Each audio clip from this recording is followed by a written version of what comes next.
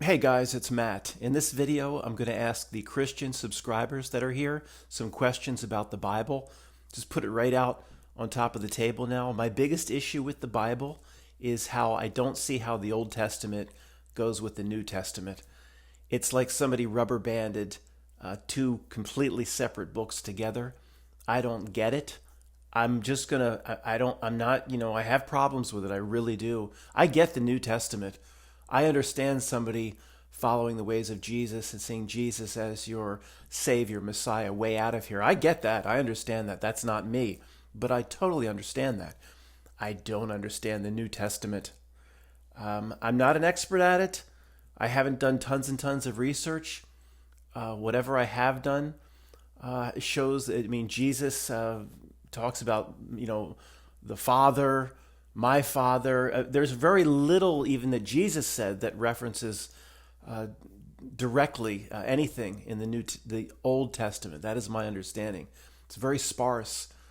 Moses existed over, almost everybody would agree, over 1,000 years before Jesus. So it's like, to me, it's like somebody just rubber banded two books together and said, "Here's your Bible. Here you go. You accept it all." I say, I don't get it. I'm sorry. Matt, you better be careful if you start. I am going to mock certain things. Every video we have fun. Sorry. Every video we have fun. I know that the Old Testament is mostly accepted, and I'm talking, guys. I'm no expert here. In some areas, you can say, "Matt, you're talking out your ass." You don't. Generally this is going to be correct. I'm no expert. Generally, the Jewish faith, accepts the Old Testament. In many ways, I believe it's similar to the Torah. Of course, the 12 tribes of Israel, and the Christians and the Jews would agree in terms of the story of Moses and Exodus and everything in the Old Testament. Of course, when the New Testament starts and who Jesus is, of course they're not down. They ain't down with that at all. So I just don't. I'm going to ask the Christians. Do you have? Do you have any issues with the Old Testament? I don't get it. I just don't get. I don't understand why honestly, I don't understand why most Christians don't just completely reject the Old Testament. I don't get it. I just, here's Jesus over here, the four main Gospels. I get that. Okay, I guess I'm being repetitive. I get it. But what the heck does that have to do with this wrathful, jealous God? "I am a jealous God, you son of a beaches." What does it have to do with with Jesus? I'm sorry, man. You mock him. I have fun in every video. Yeah, Lot's wife, for example. Let's just go through some of the things. If you're a Christian and you're reading, just right is Lot's wife the exit of Sodom and Gomorrah. Is that, I don't know if that comes up in Exodus or Genesis, or I don't know none of it. I don't understand none of it.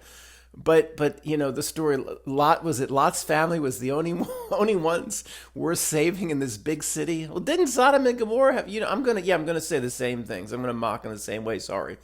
I don't get the Old Testament. I'm sorry, Christians. And I have complete respect for your religion regarding the New Testament and the teachings of Jesus. I have respect for that.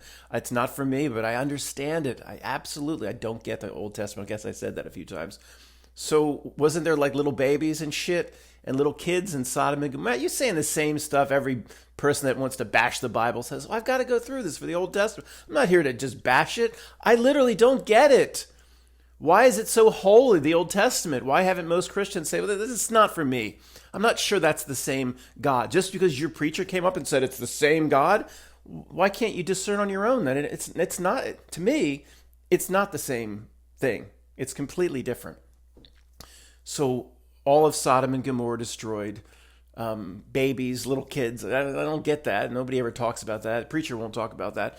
But the whole thing about Lot, so one family is going to be saved, right? Lot's family. I don't know that much about it. I think that's the story. And Lot's wife, don't you look back. I'm going to save y'all broke asses, but don't you look back. Matt, it's not blasphemous. I'm just going to have fun, okay? I'm not going to apologize for it anymore. That's what I'm going to do. It's not my religion. Why do I care? I mean, I'm sorry. Matt, you could be in trouble for... To me, the God of the Old Testament is... I do under... The people that say it's the demiurge or something, that I understand. It's not a friendly thing. The God of the Old Testament. Angels said, Lot, don't you look back. You're gonna be tempted to look back. Don't you do it now. Don't you look back. And Lot's, you know what happened? Come on, you can say it. They know. Lot's wife. Ooh, that sounded interesting. Oh, melty. Turn to salt. Turn to salt. Right in front of Lot, and Lot's like, what the fuck did you just do to my wife? Who's gonna raise these kids? Look at these brats. I can't do this on my own. God, they say the angels did it. You were supposed to be friendly, angels. What the hell are you doing here? You sick bastards. God, sorry. This is what as a Christian, if you don't like the way this is going, we're going to lose some people here. But I'm not getting dangerously close to 100,000. I want less subscribers. So we'll probably lose some people. This is good. We'll go back to 92,000 or something, 92, 93 for 6 years. Let's get closer to 90, even in the 80s, even 10,000. Why do I care? What would I care about subscriber numbers? Never ran an ad. Never once in over 15 years. Never ran an ad. Never took a penny from any platform. People send me $3 or $5, whatever. I take that. I take what you guys have supported me. Of course, many of you have, but not from the platform. Never took a penny. Lot's wife and Lot, you angels supposed to be nice people. What is this? Well, and they even explained his disobedience. She looked back. It was disobedience. Who are you? Who trusts you? Where's God? Get him down here. This needs to be fixed, man. It doesn't make any sense. It doesn't make any sense. Okay, you know what the Luciferians and the Satanists do this all the time. They do a death count for the God of the Old Testament versus the deaths attributed to Satan or Lucifer in the Bible. And I forget, they do it in different ways. The God of the Old Testament, millions dead. Like the flood, Noah. Millions and millions and millions put to death by the God of the Old Testament.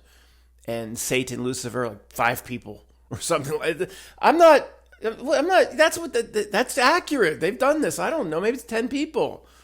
But that's not at all concerning to anybody. We're just Matt being on Matt. I knew eventually you just mocked the Bible. I knew eventually you hate the Christians and you'd have to come out. This is an interesting topic. It really is. And I've been holding off on having some of these conversations because I know 10 to 15 to 20% here are Christian. But I shouldn't ever hold back what I want to say for fear of pissing anybody off. I don't do that. I just kind of I just haven't done this. So it's not like one time a week we're going to be examining the Bible. But this is a big issue with me. And, they'll, even the flood itself. I mean, I don't know. The point is, let's not stray into the weeds too much.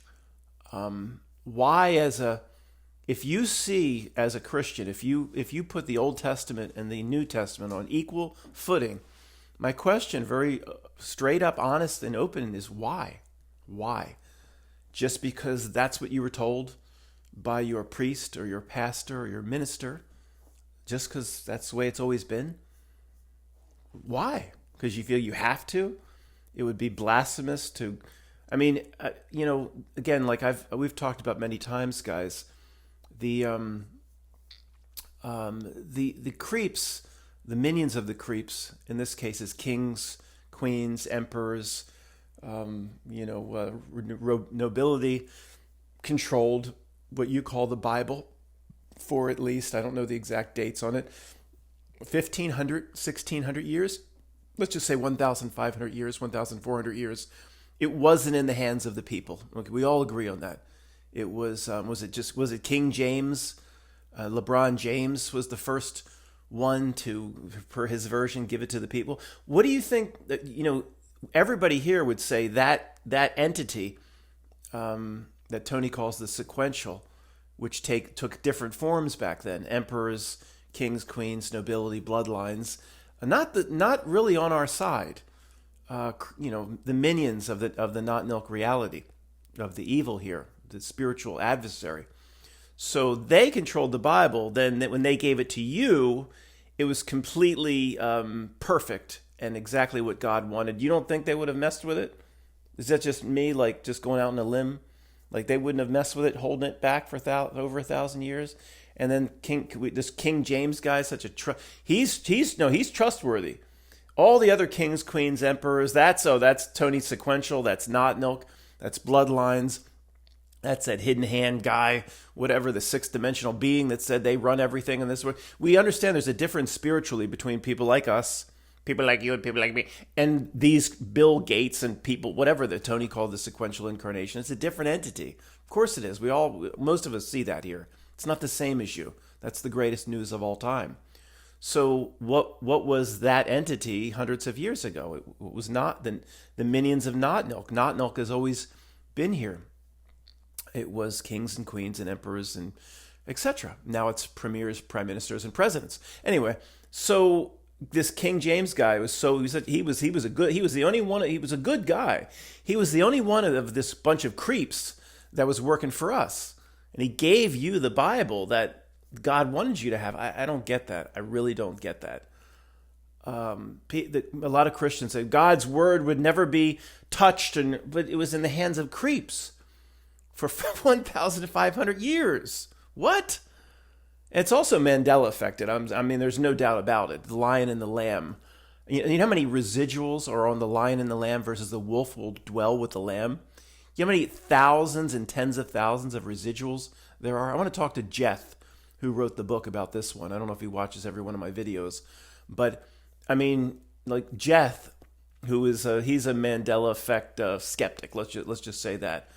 Although he says he's going to potentially write a book about it, very objective book, but I think he'd be going into writing the book with a bias, and I don't, that's probably not the best way to go about it. But there are all sorts of statues built all over the world, not just paintings and frescoes and watercolors, statues. And one is somebody sent me one a few years ago outside the Lancaster Theater, not very far from here. The lion laying down with the lamb. Who's going to build a statue of the lion laying down with the lamb if it never existed in the Bible or anywhere else? The residuals for most Mandela effects is just off the charts. And no, I'm not going to turn this conversation to Jane Goodall died today. That's a Mandela effect for many people. She died in the 70s. That's there. I remember even hearing that hearsay that a bunch of silverback gorillas, swooped down from the trees onto Jane Goodall, and she in the late 70s or early 80s. But that's not. I'm not going to say that's a Mandela effect. I heard those rumors too. I'm not going to go there. Dolly's braces, 100%. How, Matt, you're turning should the Old Testament be completely in the same book as the New, and now you're doing this Fruit Loop shit? I'll get back to it. Relax, I'll get back to it. Dolly's braces, 100% Mandela effect. Not 99%, 100%. Lion and the Lamb, 100%. But anyway, the people there's a whole part of the Mandela effect community that keeps up on what they say Bible changes. And because the Lion and the Lamb is such a clear Mandela effect, then obviously, if you see that, or if I see that, we'd have to be open to the fact that there are other changes in the Bible, not just the changes that the creeps made to it. So anyway, I don't know how we got here. So let me go back to where I was. And also, one last thing that I wanted to say earlier, the fact that the Jewish faith and their Talmud and their Torah it's very much aligned with the Old Testament, and then it's just New Testament nothing to. I mean, don't you think that's strange too? That this whole group over here, which you would consider, of course, anybody with a different religion, is completely aligned with this, but there's a clear separation in the book, Old Testament, New Testament. To me, without being a Bible scholar and without even taking a single comparative religion class at Penn State, said, should we take this? But Ken might say, let's take. Ken took, well, he took some classes just to get through the semester. Put that Ken, my friend, let's take a comparative religion. Yeah, no way, man. I think he took it, but I didn't take it. I didn't even take no comparative religion class at Penn State. But the point is, there's very much similarities, extreme similarities, of course. In terms of the Old Testament is. I can't say it's the Torah. I've never read no Torah. I never read no Talmud. I never made no box and put on. Okay, sorry, I don't want to go there either. I don't get it. I don't get it. Okay, I guess I said that a few times. So the main question is to Christians that just feel they have to accept them equally. Why? Just because somebody told you you had to? You're a priest or preacher or minister. What does he know? What does she know? What they're told? The creeps had it for 1,500 years. I think, just like, in my opinion, I mean, call it ignorant because I have no real credentials to talk about any of this, of course, but I'm allowed to talk about what's on my mind. To me, there's so many issues with the Old Testament that you have to. I would think a Christian would have to take the Bible and discern it for themselves and eliminate many parts of it that aren't in line with what's in their heart or what they believe about Jesus. Because, I mean, even the whole, I could just do this all day long, all the things that just disturb me about the Old Testament. What God would say, I'm a jealous God. Though that's impossible. I mean, God of all creation would say that, and if you say, well, the God would never say that. It was misinterpreted. Whoever the scribe of man wrote that down incorrectly or falsely, or King James put that in, well, then you can't trust. You have to read it and pull out the pieces you can trust in your heart and eliminate the rest of it. But I mean, what sort of an entity would say I'm a jealous God?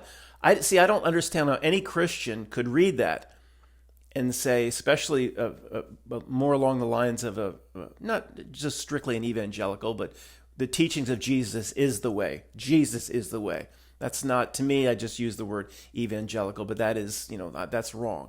But if Jesus is your way, your Savior, your way out, your Messiah, you could still have the same love for Jesus, and you could read it and say that not my God would never say I'm a jealous God. No God of creation would say that. It's ridiculous. A third grader would say that. It's absurd. I'm a jealous God. I mean, why are you so sure that whatever God said I'm a jealous God, that was Jesus referred to as the Father, his Father, part of your Trinity? How do you know it's the same God? Does Jesus come out and say does he come out plainly in the New Testament and say all those the God that did all those things in the New Testament, that's the Trinity, that's Father, that's my Father, that's our God? Or I mean, I'm not really doing a good job, but you know what I mean.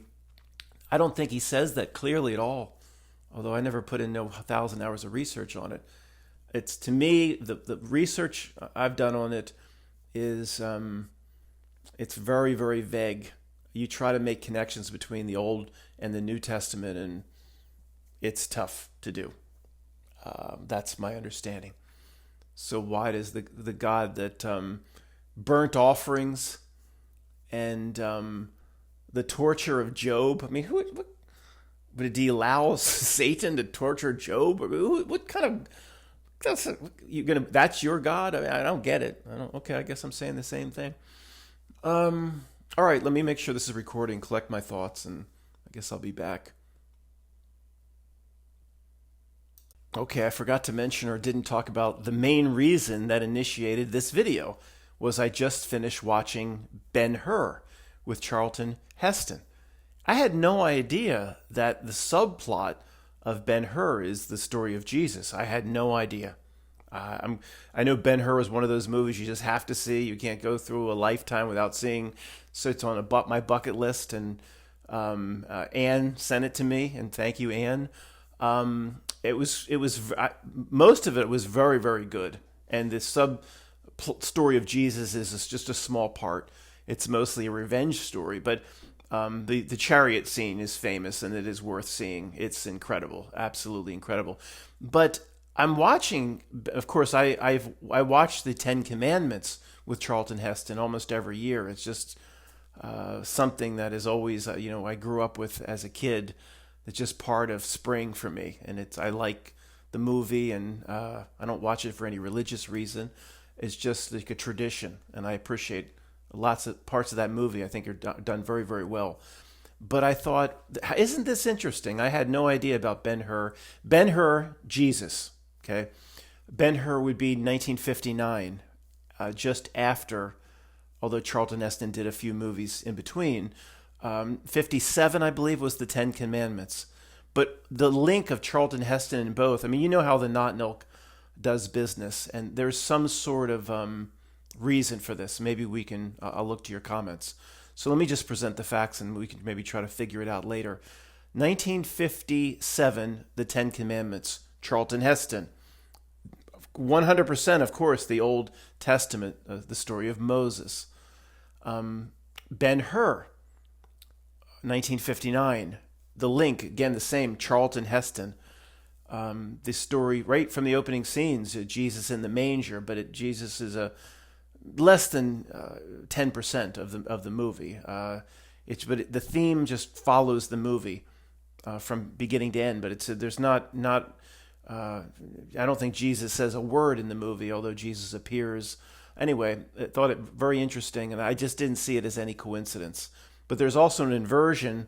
I want to talk about why would you put the Ten Commandments on at Easter? See, that's the strange Not Milk inversion. But I don't see it as a coincidence. Charlton Heston, the link between both, 100% Old Testament, 100% New Testament. Charlton Heston bridges both. So, in other words, if you were what is I understand, certain people here, of course, they're going to have issues with every single holiday and date chosen for the holiday, religious or otherwise. Why is Easter, the date of Easter, around moon cycles? I mean, I don't know why every Christian doesn't have issue with that. That's as strange as it gets. It's not a consistent day that's supposed to represent Jesus on the cross and the resurrection. But the date varies based on moon cycles. I mean, that's just as pagan as it gets. Every Christian should be like saying what the heck's go, but they don't push back on anything. I don't get it. They don't push back on Christmas. It's all pagan. Christmas tree, Yule log, mistletoe, all pagan, all like Norse or Odin stuff, and nobody pushes back. The song, the 12 Days of Christmas, my true love gave. What 12 days of Christmas? It's all pagan. To me, the 12 days of Christmas, my true love gave to me, it's Saturnalia. There were 12 days of Saturnalia, is my understanding. It's all pagan. But anyway, let's go back to Easter. If you're truly honoring Jesus, well, Matt, we know people trying to talk to me. We know Hollywood's not going to honor Jesus. Well, how come every single Christian? I'm getting on the Christians a bit. Why didn't they push back in 1968 or 4 or 5 years and say, why you keep showing me this Old Testament on Easter?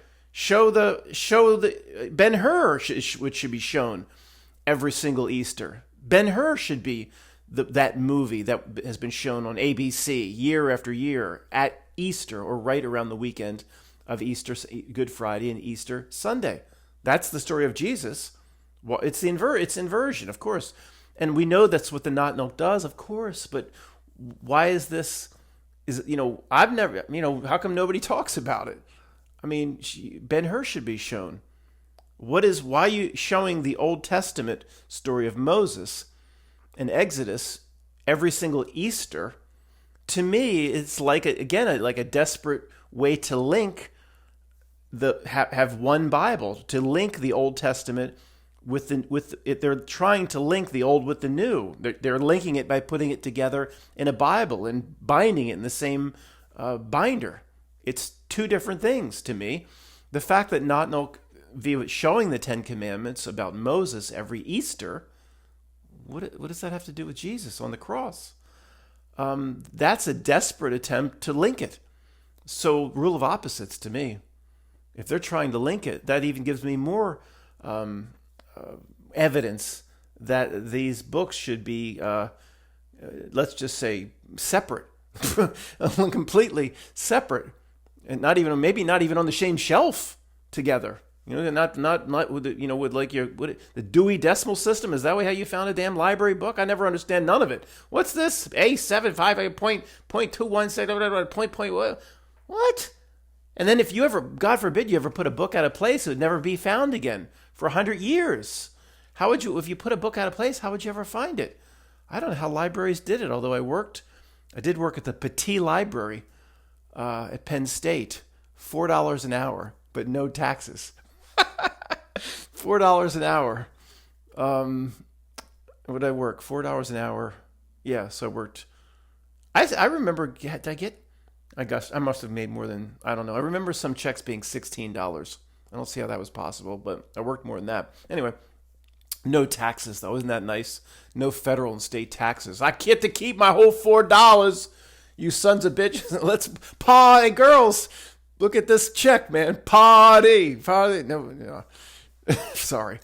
So I had to point is at Petit Library, there was to train, you have to put books away for 3 weeks in these stacks and these endless rows of, like, you could get lost in the damn place. Endless, you had to put books away. And I remember thinking many times, and I'm very diligent, very taking my job very recitierly, put everything away perfectly. Remember, if you got some delinquent here, some kid for work study program, they could just put the books everywhere. They would never be found again. Anyway. So, guys, I'm not sure that to me, they should be separate books and probably on a separate shelf. Maybe even it's different, separate part of the library. You know how they separate it, Erin will tell you about, was it Barnes and Noble? She'll tell you about, they have sports and leisure section, they have cooking. It's a separate, this is blasphemy, Matt. You in real trouble for making this video. I don't think so. I don't think so. Because I don't believe just to put it mildly, I don't believe the God of the Old Testament is associated with Jesus. I don't believe that. Not that, I'm not Christian. I don't believe Jesus is not my way out either. But it's very comforting to me to know that they're separate things. If Jesus talks about the Father and everything, it's not the same entity that made Lot's wife into salt or whatever. And did they at least keep and use the salt? Did Lot gather up this is real blasphemy, Matt. I'm gonna make fun of the Old Testament. I have no respect for it whatsoever. Zero. I have major respect and understand those that follow Jesus and follow the word of the four Gospels in the New Testament. I have a high regard for that and respect for that. That's the best I can do. I'm sorry. The Old Testament? No. The Lot should have said, well, it's just, now that she's Saul, at least let's get some use. Kids, knock off an arm or a wrist. We could use this salt to preserve meats. Whatever. Don't just leave the salt, man. Take the wife as salt. Use it. My mother said, yeah, my mother was grossed out once. She went to, there was a Kingswood Apartments. There was a Donna and Tim lived next to us. I had two little kids, and he was like more of a farmer, and that was his background. He was just in the apartment for a short period of time before they went out and bought some land in the late 80s. And my mother would go out to visit them and knew they had a steer or a cow, I don't know. This is not my area either, called Chocolate. And one time she knew that they had named it. One time they went out there, and she said, "Oh, this steak is very good," And they said, and they kind of like chuckled and laughed and said, "You're eating chocolate. You're eating the damn calf or whatever that you petted 6 months ago." My mother's like, "It's just a little different once you're eating the pet or whatever." Anyway, that could have been like the salt with Lot's wife. Okay, maybe that didn't go over too well. All right. So again, Ben-Hur, 100% Jesus, New Testament. That's what should be on Easter, right? not Nilken version, using Charlton Heston to link them in some strange way. 1957, 1959. You can just, if you never have thought about this before, you didn't know the years you can sniff it, right? The old guard can sniff it. Say, yeah, there's something, the Not Nilk's doing something with that. And then putting the Old Testament and the Exodus story right over, which should be a celebration of Jesus to distract from Jesus, or a celebration of Jesus, perhaps. That's the way the Not Nilk generally does business. And also, just from a Christian perspective, guys, and the rule of opposites, if the Not Nilk is pushing the major event on television every year, the Not Nilk is pushing the Old Testament, and there ain't no movie about Jesus that comes on every year, and the Not Nilk pushes it, puts it on every Easter through ABC, Disney, and well, they didn't own ABC back when it started being played in the 70s. But what is that? They working for you? They have your best interests? No, that's even per the rule of opposites. That's even more of a reason to reject the Old Testament. And I don't know. There's other reasons too. I'm not going to get into. But I don't know.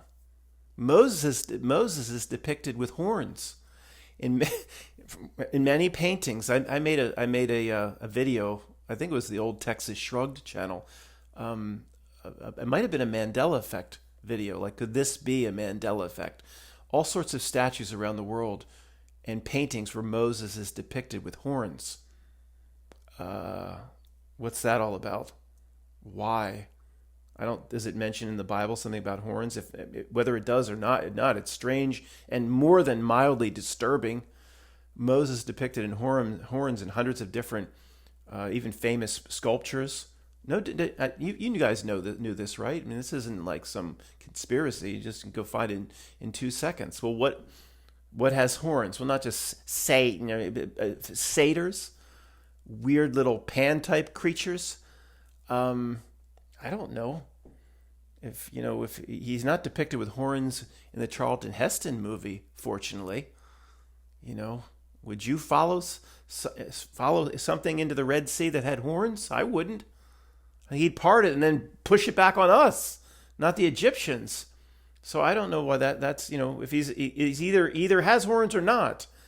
So whatever. That's another strange thing. I mean, even Genesis. There could be many Christians could kind of understand what I'm saying here, even though they would consider what I'm saying blasphemous, etc. But they'll still bow down before Genesis. They'll say they kind of understand what I'm saying, but you either reject all of it or you accept all of it. I mean, right? Well, that's not generally the way I've said, because the creeps have been holding it for 1,500 years. There's a lot of things that the creeps could have put in, and so even in the New Testament, of course, in my opinion, it was been in the hands of creeps. So you have to be wary of what they may have changed or manipulated. And many Christians believe that is very blasphemous. The Word of God could never be changed or manipulated. They believe that very strongly. Well, it's been Mandela affected. I mean, the Lion and the Lamb is 100% to me, and I don't trust when something's in the hands of. If creeps took my book report for 1,500 years and I needed that to get an A, I'd review it before I submitted it. If King James had my book report, and say, you just give this to the teacher. No, you've held my book report for 1,500 years. Who trusts you? I would go over it again and make sure that, and I bet it's a complete mess. It'd be like that paper Ralphie wrote, and he got the C+ in A Christmas Story. C+ was it, or was it, maybe it was an F? Anyway, so there's been, I think the creeps did manipulate, change some things, and it also, to me, because not just because of the Lion and the Lamb, it's been Mandela effect. That's very blasphemous to a lot of Christians. The most moving Mandela effect story about the Bible, potential Bible changes, was a story. It's a great story, guys. I'll try to be just under 2 minutes here. I forget. It was an older man. I saw this video right when the Mandela effect was really kind of blowing up, 2016, 2017. And he was an older man, that had a very small YouTube presence, not even 500,000 subscribers, less. And just the pictures were, his wife had died, pictures of him bowling with his older friends. He was, I believe, in his early 80s. Pictures of him cooking with the family. His wife, again, I said, had died. It's just family stuff. And he made a Mandela Effect video where he said, and he didn't send it out to the Mandela Effect community. I don't know how I found it or how I came across it, but I made a video about it. He said, in the margin of my Bible, you can see I made notes for years, how I interpret this part of Revelations, or is it, that's a Mandela Effect too to a lot of people. The book of Revelations is what people used to say. Now it's just singular. The Revelation of John. He wrote all these notes in how you interpret. And he wrote several times, at least twice in this margin, wineskins. And right next to it, it said bottle. Right now, this is one, to those where that is an anchor for Mandela affected people, what was once wineskins. Don't put new wine into old wineskins; it could break or something like that. I'm no expert on it. Now it says bottles, and he just said it as honest as believable as can see. He said he just had screenshots. Say I wrote wineskins. There's no possible way. First of all, he goes, I remember it said wineskins. Its reality has changed. He said, there's no possible way in the history of the world I would have written wineskins out in the margin when it said bottle in terms of interpreting. No chance, zero. And it is zero.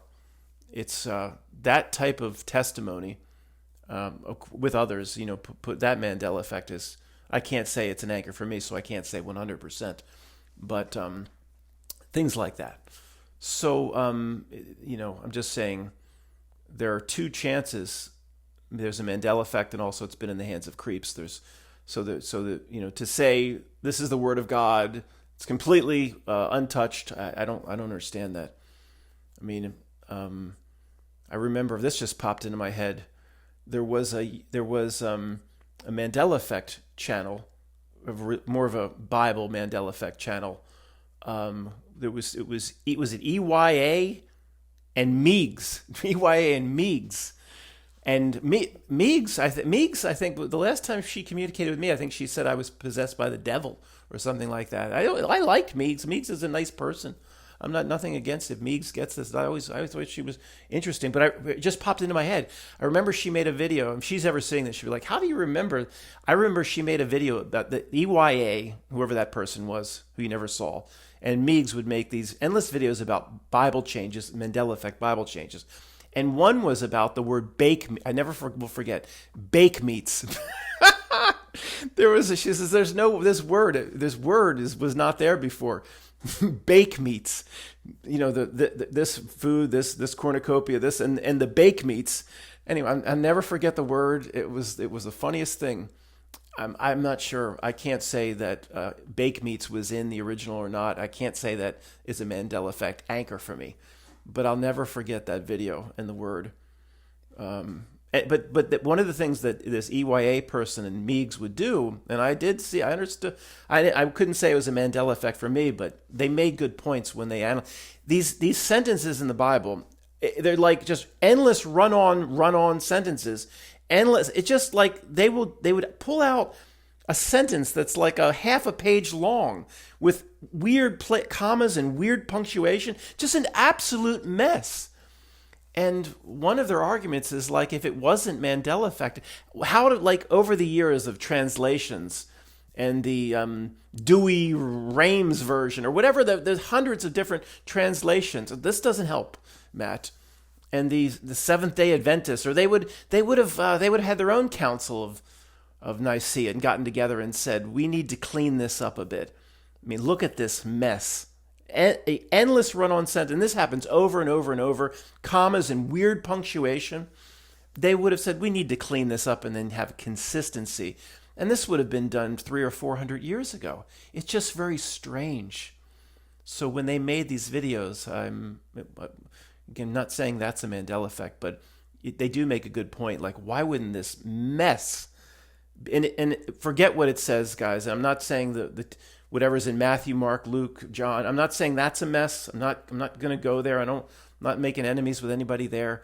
But in terms of these endless run-on sentences, the weird sentences, like there'd be like a period miss, it's an absolute mess. How do you? I don't know what you would say about that. It just anyway, I don't know what I want to say about that. But remember, this is about Ben-Hur should be every Easter because it's just the same. It's as good as a movie as the Ten Commandments. In fact, in many ways, it's better. The chariot scene by itself is you couldn't even film that today. Forget CGI. No, it couldn't be done. It just was incredible. It's all, of course, it's all, and knowing how real everything is, real horses, real chariots. Now there was because it's the Blu-ray. A couple times they do a good job. A couple times though, the cart goes around or the chariot goes around. You can see it's not Charlton Heston on, but Charlton Heston was on those horses and on that chariot doing a lot of that himself. They just couldn't have faked it back then, and he did a lot. There's no doubt he did a lot of himself. So it's a better movie. So why isn't that on at Easter? Let me collect my thoughts, guys, and I didn't expect it to go this long, but you know what happens. I forgot to complete my thought on the book of Genesis. I do that often. I will try to improve on that. I'll start talking and then go on to something completely different and not come back. Was saying earlier that some Christians listening to this may, although maybe I'm going about this in the wrong way or ways they wouldn't agree with, they would say I'm making some decent points regarding some of the strange anomalies between the Old Testament and the New Testament and how, just being honest at the first level, people would say that it's a little strange how different they are. Okay, well, that's, I'm going way beyond that.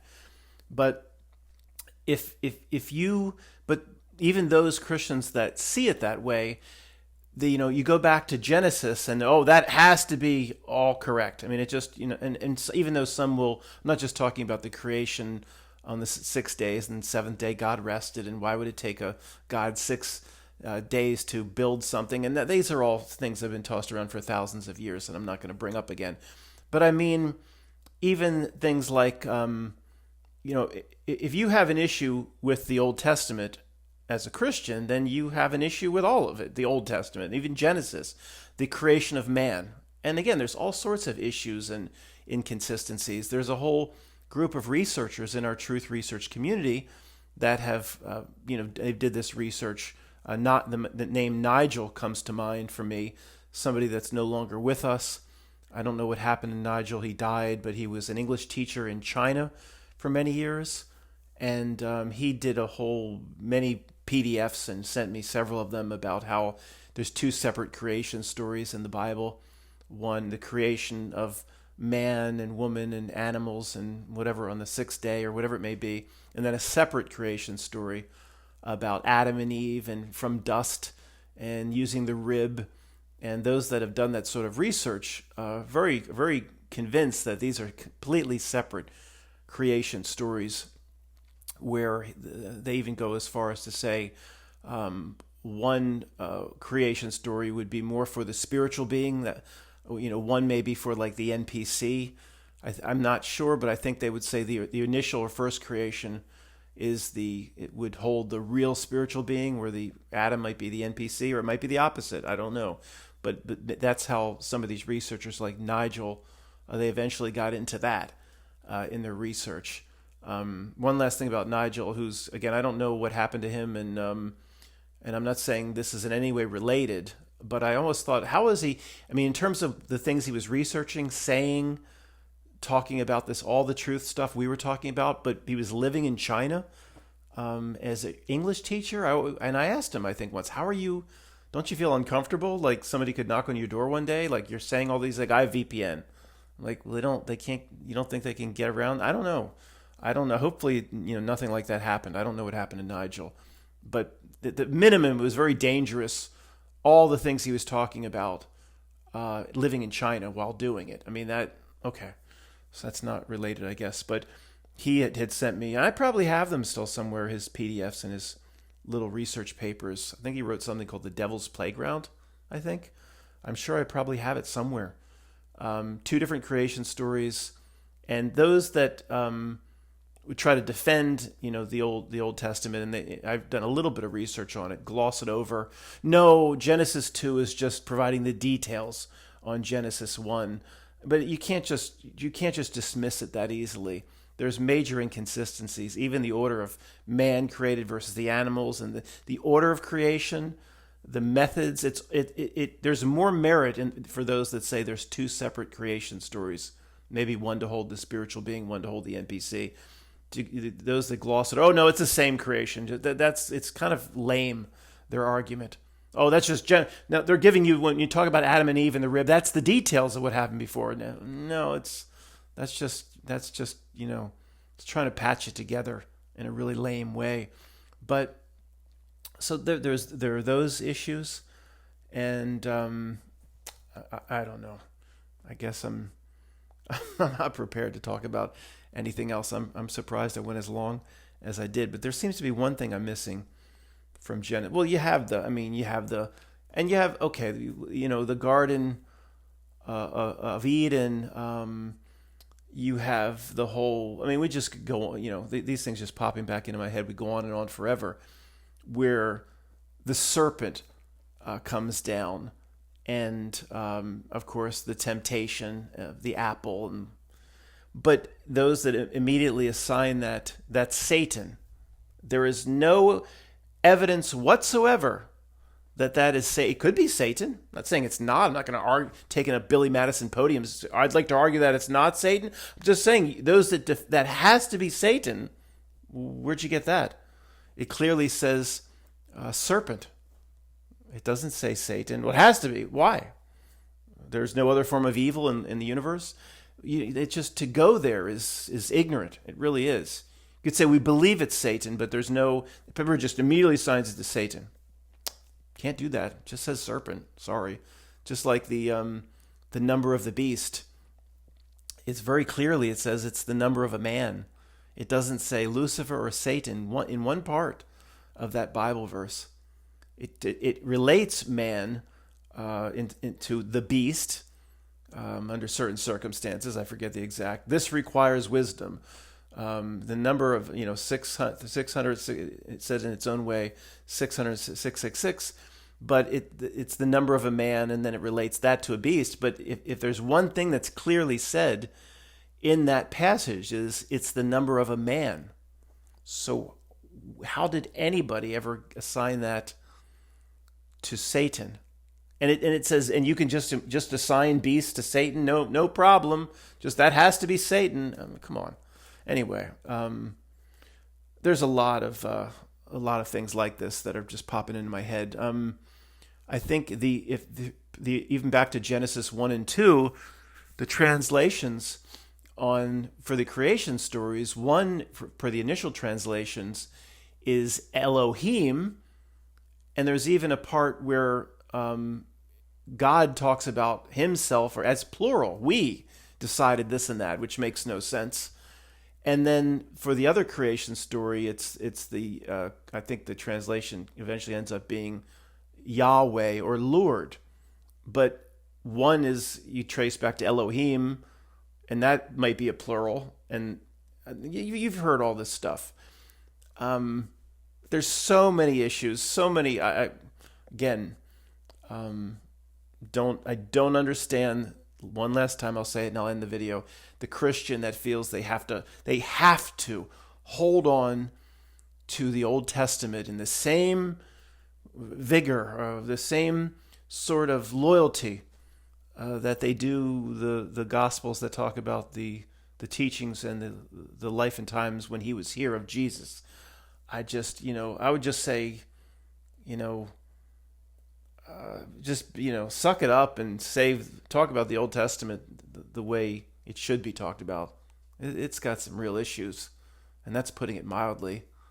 I'm more in the camp that I'm not going to, Matt, you're not going to apologize to those and tell everybody you respect the New Testament again, are you? No, but in a roundabout way I just did. And I'm trying to be, and I do. I'm not just saying that to keep Christian subscribers. That's the New Testament's not for me, but I understand it, and I'm not just saying that to so you guys don't get really pissed off at me. I'm not just saying that. Matt, you have the same issues with? No, I do not. Absolutely do not.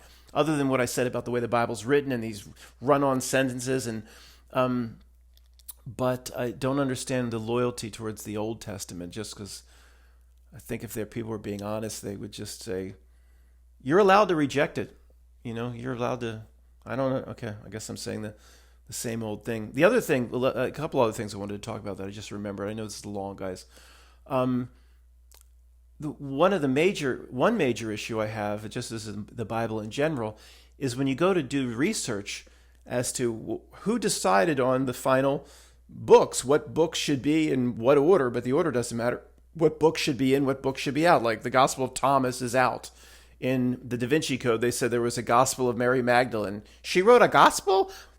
She may have, Tom Hanks said. I mean, all that, okay, there's all this confusion. We know this Gospel of Thomas exists, but that's not officially in there. You go to do the research, and you can't find anything on, well, Matt, that was Constantine and the Council of Nicaea. No, it wasn't. That was as the Da Vinci Code, and I know that's blasphemy. The Da Vinci Code talked about that accurately. That was a council to determine Jesus' divinity, whether they agree that Jesus was a son of God or God. That was about Jesus' divinity. The way Da Vinci Code talks about that is accurate according to history. I don't put too much stock in any history, but you know what I mean. But that's not where they said what book should be in and what. There's no. I haven't done hundreds of hours of research on it, guys, but it doesn't seem like there's any. There's just these, it just kind of came to be, and working with Jewish rabbis and this and that over the centuries, and, well, that's not good enough. You don't need to know who decided. One thing I had researched said something about, well, ultimately men decided, but God decided, but God had influenced the men, and there's nothing. I mean, there's nothing definitive.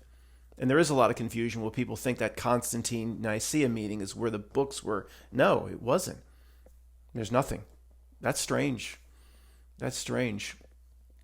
Anyway, there's a lot more we could talk about over, if we ever decide to do this again. Guys, I will look to your comments and, subscriber, a couple thousand less. That means a couple thousand less from 100,000, which is good. So I lost some people. Okay. Thanks for being here.